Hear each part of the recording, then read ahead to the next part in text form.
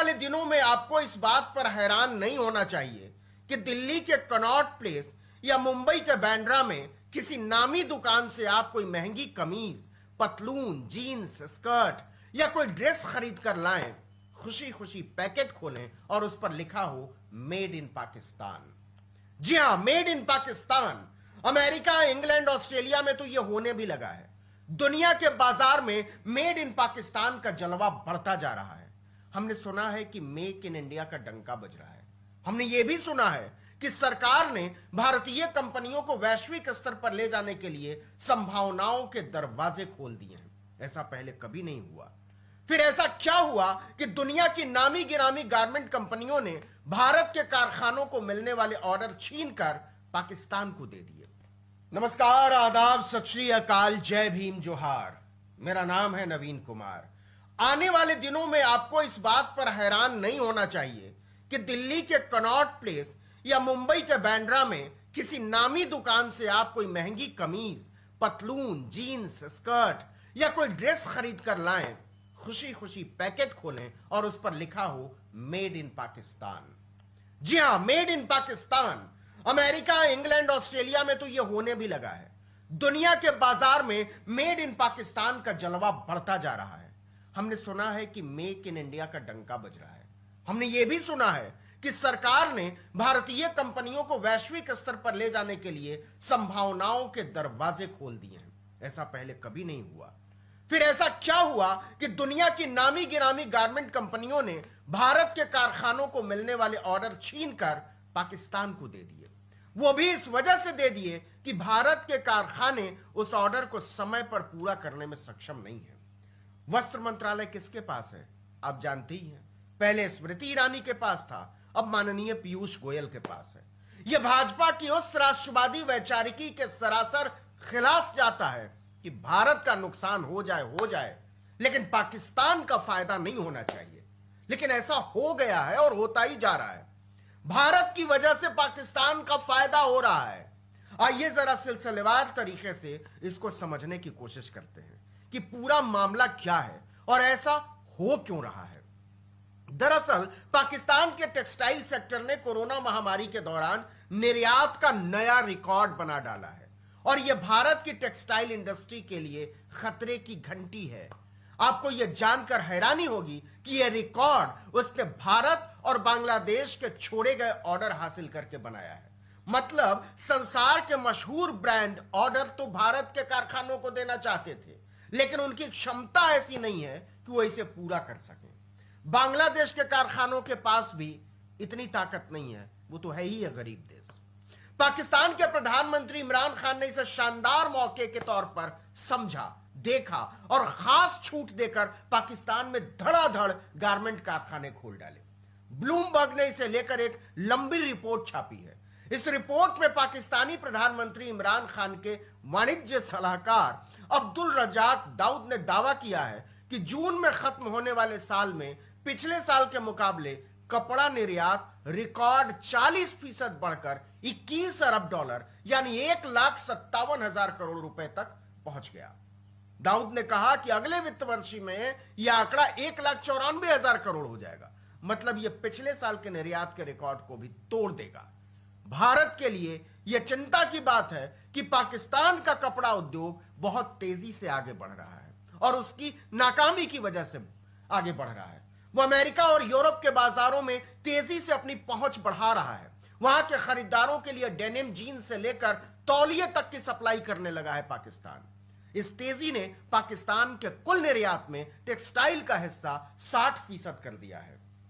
आप इमरान खान को लाख गालियां दे लीजिए, लेकिन उन्होंने बदले हुए हालात को समझते हुए बेहद होशियारी के साथ कदम उठाए हैं, सूझबूझ के साथ।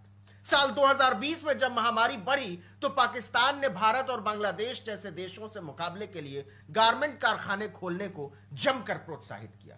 इससे जहां बड़े पैमाने पर रोजगार के मौके बने, वहीं भारत और बांग्लादेश के जमे जमाए गारमेंट इंडस्ट्री का हिस्सा भी झटक लिया। आज टारगेट कॉप और हेंसब्रांड इंक जैसी कई नामी ग्लोबल ब्रांड्स के ऑर्डर भी पाकिस्तान के पास हैं। इमरान खान के वाणिज्य सलाहकार अब्दुल रज्जाक दाऊद ने खुद माना कि हमारे पास भी इतने बड़े ऑर्डर्स की क्षमताएं नहीं थीं, लेकिन जब बांग्लादेश और भारत से ऑर्डर कैंसिल होने लगे तो हमने रातों रात इंफ्रास्ट्रक्चर खड़ा किया और मौके का फायदा उठाया। अब पाकिस्तान गारमेंट इंडस्ट्री में एक बड़ी ताकत बन चुका है। हम अब बांग्लादेश के साथ मुकाबले की स्थिति में हैं। 3-4 साल पहले बांग्लादेश ने तो हमें बुरी तरह पछाड़ दिया था। यह पाकिस्तान का कहना है। आगे हम यह भी बताएंगे कि भारत के मुकाबले पाकिस्तान कहां खड़ा है, लेकिन पहले समझ लीजिए कि पाकिस्तान ने कैसे अपने आप को भारत जैसे विशाल देश से मुकाबले के लिए तैयार किया। एक लाइन में इसका जवाब है टैक्स में कमी, सस्ता कर्ज और सस्ती सुलभ बिजली। दाऊद ने कहा कि सरकार अफ्रीका, दक्षिण अमेरिका और मध्य एशिया जैसे नए बाजारों में निर्यात को बढ़ावा देने का प्रस्ताव जारी करने की भी योजना बना रही है। दक्षिण एशिया में प्रतिद्वंदियों की तुलना में पाकिस्तान ने टेक्सटाइल उद्योग पर टैक्स आधा कर दिया, आसानी से और कम ब्याज पर कर्ज उपलब्ध कराया और दिन रात बिजली पहुंचाई, वो भी सस्ती बिजली। बेरोजगारी होने के कारण सस्ते और मेहनती कामगार इफरात में उपलब्ध थे। इससे लागत अपने आप बहुत कम हो गई। इमरान खान ने फौरन टेक्सटाइल उद्योग के लिए ट्रेनिंग का भी बंदोबस्त किया। इससे कुशल कामगारों की संख्या रातों रात बढ़ी और दुनिया के ब्रांड्स का विश्वास भी वहां की इंडस्ट्री में बढ़ा। अब समझिए भारत ने कैसे मौका गंवा दिया। डॉलर के मुकाबले भारत का रुपया भी बेहिसाब गिरा है। मोदी के शब्दों में कहें तो रुपया पतला हुआ है। इसी की आड़ लेकर पेट्रोल और डीजल के दाम 100 के पार पहुंचा दिए गए। लेकिन इससे देश को फायदा कैसे पहुंचाया जाए, रोजगार सृजन में इसका इस्तेमाल कैसे किया जाए, दुनिया के बाजार में अपनी पहुंच कैसे बढ़ाई जाए, इस पर उनका ध्यान नहीं था। भाषणबाजी में ध्यान था। दूसरी तरफ पाकिस्तान ने क्या किया? वो कबूल करता है कि 2018 के बाद से अमेरिकी डॉलर के मुकाबले हमारा रुपया कमजोर होता गया और यह 60% तक गिर गया, मतलब आधे से भी नीचे। देश को चलाने के लिए उसे बार बार आईएमएफ और खाड़ी देशों से कर्ज लेना पड़ रहा है। 1980 से अब तक 13 बार आईएमएफ से पाकिस्तान मदद ले चुका है। बावजूद इसके उसने इस आपदा को अवसर में बदला। पाकिस्तान कहता है कि रुपया कमजोर होने की वजह से हमें अपनी गारमेंट इंडस्ट्री को मजबूत बनाने में बहुत मदद मिली। नतीजा यह हुआ कि 6 महीने में ही 12 गुना बढ़ गया पाकिस्तान का अंतरराष्ट्रीय कारोबार। पाकिस्तान अपने निर्यात को बढ़ाने के लिए आर्थिक पाबंदियों से बाहर निकलने की तलाश में है। वह ऐसी चीजों के आयात को सीमित करता जा रहा है जिनका संबंध जरूरत से कम और विलासिता से ज्यादा है। यहां तक कि पेट्रोलियम उत्पाद की खरीद पर भी वो कमी करने जा रहा है। अब उसका इरादा है ट्रकों की आवाजाही की मंजूरी देकर मध्य एशियाई देशों के साथ व्यापार को नई ऊंचाई पर ले जाने का, अपनी भौगोलिक स्थिति का फायदा उठाना। उसकी तेजी देखिए कि चालू वित्त वर्ष के 6 महीनों में ही व्यापार पिछले साल के 1.4 करोड़ यानी 1.5 करोड़ अमेरिकी डॉलर के मुकाबले बढ़कर 12 करोड़ अमेरिकी डॉलर हो गया। अब समझते हैं कि पाकिस्तान के मुकाबले भारत कहां है।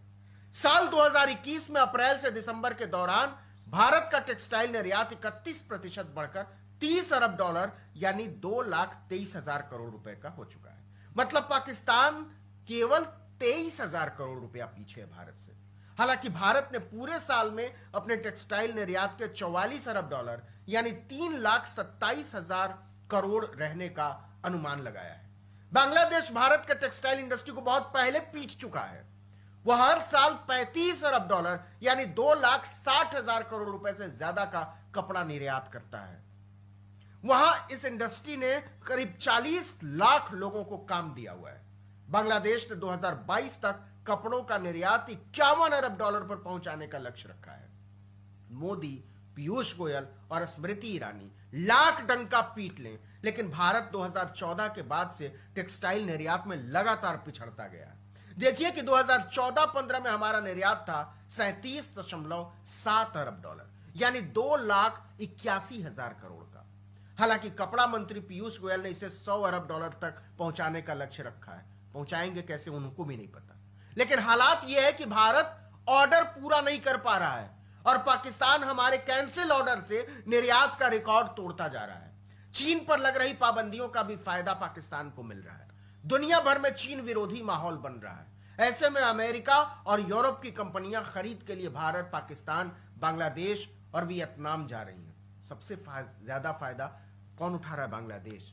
अब हालत यह हो गई है कि पहले बांग्लादेश ने हमको पीटा और अब किसी भी दिन पाकिस्तान पीट दे।